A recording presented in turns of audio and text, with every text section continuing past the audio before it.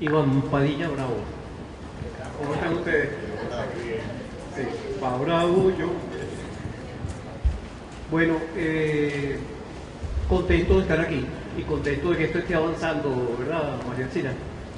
Porque estoy también entre quienes, por supuesto, simpatizo y milito en estas ideas desde hace mucho tiempo, pero no siempre en la parte organizativa que tiene la fuerza de contar con personas como María Alcina y otros compañeros que también han estado impulsando, el mismo Guariguata, esta posibilidad de hacer estos encuentros, estos foros, etcétera, y estas discusiones para tener productos muy específicos.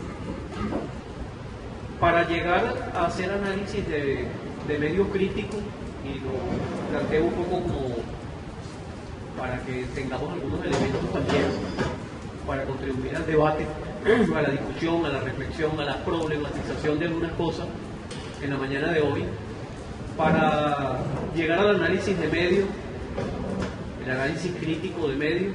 Lo primero que tenemos que... Ajá, así sí se oye. ¿Y tú por qué estás haciendo tantas señas de ella? ¿Te gustó acaso? Dime la verdad. Que sí, dice que sí. Para hacer análisis del análisis crítico de medios, hace falta en primer lugar tener un pensamiento crítico. Y eso es importantísimo. ¿De dónde sale el pensamiento crítico? ¿Qué es eso del pensamiento crítico?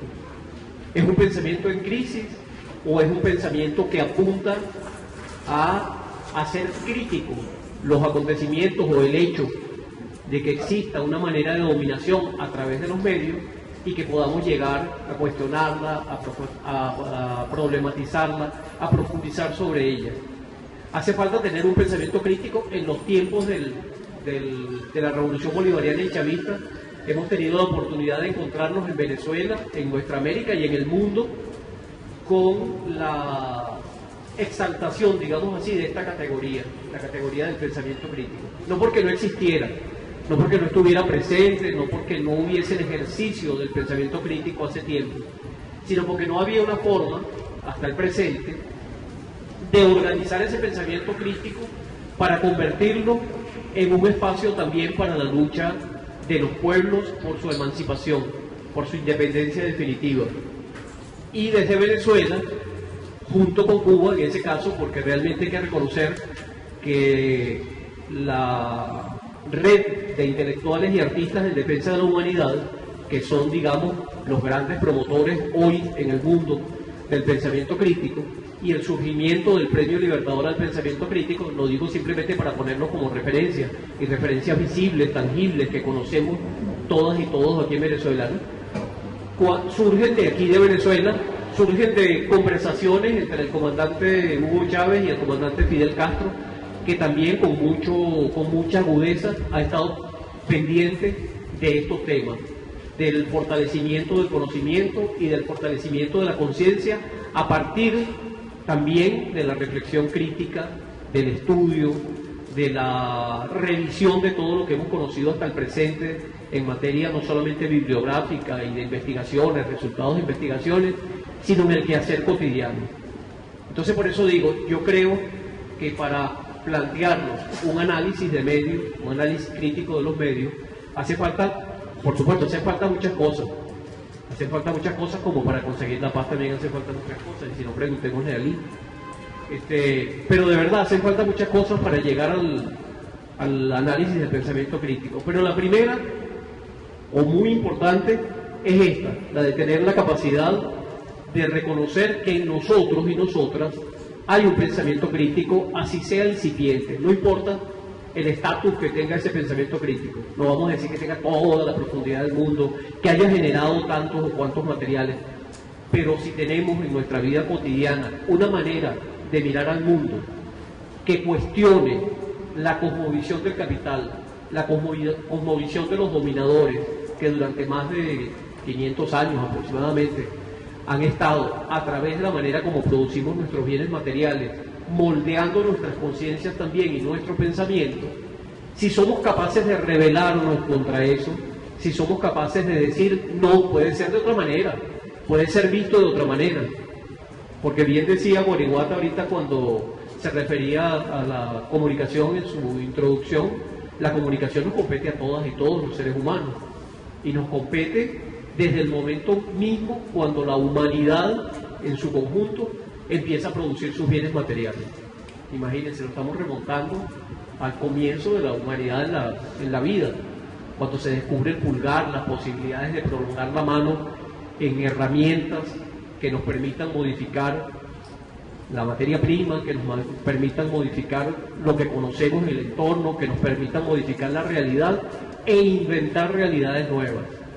Desde ese momento, exactamente, empieza nuestra voz, empieza nuestra palabra, empieza nuestra comunicación, empiezan nuestros gestos, empiezan nuestros símbolos a ser, digamos, asentados, a ser vistos y reflexionados de tal manera que podamos aprenderlos, hacerlos nuestros y, por supuesto, avanzar con ellos. Pero en ese avance, nuestras sociedades, las sociedades en el mundo entero, no me estoy refiriendo a las de ahorita, y ni siquiera a las que podamos contabilizar entre nosotras y nosotros, pero periodizadores de la historia que han pensado en el esclavismo como forma de producción o en el feudalismo como forma de producción, y aquí me remito por supuesto a Carlos Marx, pero no quiero aparecer con erudiciones o reflexiones sobre ese tema específicamente en este momento, sino simplemente entender que hoy padecemos el capitalismo desde hace un montón de siglos ya, y todavía seguimos buscando una manera de conseguir, a través del pensamiento crítico, revertir ese pensamiento que nos ha impuesto el capital. Y en ese capitalismo, en esas relaciones de producción capitalista, la comunicación también adquiere una forma que hoy llamamos periodismo, y que no solamente hoy llamamos periodismo, sino que genera en esa producción de una comunicación específica desde una perspectiva periodística, hace surgir también el periódico o los periódicos, o una forma de comunicación que es la comunicación a través del periodismo. Entonces el periodismo es como una subordinación a la comunicación, pero el periodismo nace en el capitalismo. O sea, no hay en verdad todavía un periodismo que nos permita a nosotros decir que tenemos un periodismo revolucionario. Hacemos esfuerzos desde hace muchos años, además. ¿Quiénes de ustedes que han militado alguna vez en organizaciones revolucionarias, clandestinas, etcétera, no buscaron como principio inmediato el hacer un periódico para acompañar las revoluciones? Nuestro libertador, Simón Bolívar, cuando crea el Correo del Orinoco, allá en 1818, lo hace precisamente para acompañar fundamentalmente la batalla de Carabobo, pero también todas las guerras de independencia. Y se va a la calle y lanza el periódico que se llama el Correo del Orinoco, y lo lanza contra un medio que representaba los intereses de la monarquía, de los dominadores en aquel momento en nuestra patria y en los pueblos de nuestra América, que era la Gaceta de Caracas. Y el Correo del Orinoco nace como un periodismo en revolución, en la revolución de independencia, en esa revolución de independencia.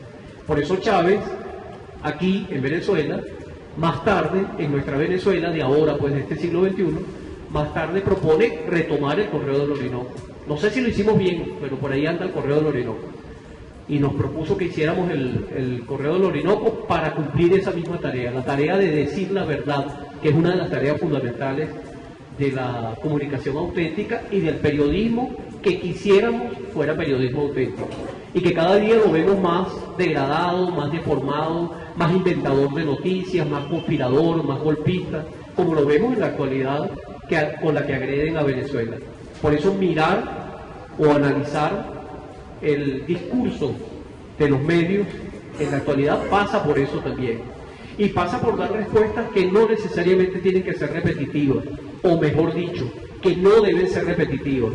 Porque hasta el presente lo que hacemos muchas veces es repetir los mismos esquemas de la dominación, y terminamos haciendo lo mismo y haciéndolo muy mal, por cierto, porque la experiencia que tienen los dominadores en el manejo de los medios les da una ventaja extraordinaria con relación a nosotros, de tal manera que muchas veces siempre quedamos agazapados o esperando a ver qué respondemos para decir algo. Y una de las grandes fallas de nuestra revolución bolivariana en la actualidad es no contar con unas estrategias comunicacionales y periodísticas que nos permitan enfrentar eso que generalmente llamamos guerra mediática, y que tampoco lo llamamos guerra mediática por nosotros, sino porque el propio imperio y los propios dominadores han querido llamarlo guerra mediática o guerra de cuarta generación. Y nosotros lo repetimos y decimos, no sabemos por qué le decimos de cuarta generación y cuáles son las tres anteriores, en fin, pero decimos que es guerra de cuarta generación y chévere, estamos en la guerra de cuarta generación y tal. Entonces hace falta, repito, por ejemplo, eso pudiera ser un tema de conversación, pero nos alargaríamos en este momento. Vamos a... bueno, entonces insisto, ¿no? Por una parte hace falta reconocernos que tenemos un pensamiento crítico, en primer lugar. Hace falta observar que tenemos un pensamiento crítico. Por otra parte, es importante asumir que como pensadores críticos somos unos intelectuales, y lo vamos a decir con palabras de Gramsci, de Antonio Gramsci, ese comunista italiano, o tan consecuente y presente entre nosotras y nosotros, que es reconocernos que formamos parte de un intelectual orgánico de clase, intelectual orgánico del proletariado. Es decir, si nosotros tenemos un pensamiento crítico, es porque nuestro pensamiento apunta a vulnerar el pensamiento burgués, el pensamiento de los explotadores, el pensamiento de los dominadores. Repitiendo una frase que también es bastante conocida, una frase de nuestro marxismo bastante asentado hace mucho tiempo: las ideas dominantes son las ideas de la clase dominante. Es decir, nosotras y nosotros pensamos, aunque creamos lo contrario, pensamos como los dominadores quieren que pensemos. Y del acto de rebelarnos contra ese pensamiento dominante es un esfuerzo cotidiano, es un esfuerzo de cada segundo, es un esfuerzo de cada instante. Y por eso estamos obligados a ser vigilantes con lo que tenemos a mano, porque terminamos reproduciendo lo que los dominadores quieren y a veces ni nos damos cuenta de eso. Terminamos diciendo lo que ellos quieren y a veces ni nos damos cuenta de eso. Terminamos diciendo en la cosmovisión y en los valores lo que los dominadores quieren y creemos que somos muy revolucionarios. Terminamos diciendo que las mujeres son la gran gloria y son la expresión de la revolución, pero cuando estamos en la casa nos obligamos a que nos calienten la sopa o nos molestamos porque no nos lavaron los calzoncillos a tiempo, ¿no? Entonces, en verdad, revisar el pensamiento crítico pasa por todas esas cosas, pasa por todos esos detalles, pasa por elementos chiquiticos que a veces no tenemos en cuenta en nuestro pensamiento. Pero para eso hace falta sabernos parte importante, integrante de una clase social que en el capitalismo es la que está llamada a construir la sociedad postcapitalista, la sociedad que va realmente a sobreponerse al capitalismo y que hemos llamado hace mucho tiempo socialismo o comunismo, o que le podemos poner el nombre poético que le puso nuestro comandante Chávez de patria socialista, y suena bien además como expresión de una venezolanidad que nos hace asumir el socialismo con nuestros propios elementos, o el comunismo con nuestros propios elementos. Lo que sí es importante entender que allí está la voz del proletariado, la voz histórica de clase de ese sector social importantísimo, que es el que determina realmente en el capitalismo la manera como producimos nuestros bienes materiales, pero que no nos dejan darnos cuenta de eso. Y tenemos que empezar a darnos cuenta de eso y ver cómo lo revertimos, ver cómo revertimos esa relación. Entonces, por eso es importante, en segundo lugar, en esta especie de presentación de elementos que estoy señalando, es importante, en segundo lugar, tener en cuenta o autorreconocernos como parte de un intelectual orgánico. El intelectual orgánico es un intelectual genérico y es un intelectual de clase. La burguesía tiene sus intelectuales y prefiere, por supuesto, individualizarlos y tenerlos además como figuras del mercado, figuras mercantilizadas, cosificadas, pero los proletarios, quienes nos suscribimos al pensamiento de clase de las trabajadoras y los trabajadores, tenemos también una intelectualidad que lamentablemente no ha gritado lo suficientemente alto como para ejercer la hegemonía o la contrahegemonía frente a la hegemonía del capital. Y ese es uno de los grandes retos que tenemos en la actualidad para hacer una reflexión sobre el análisis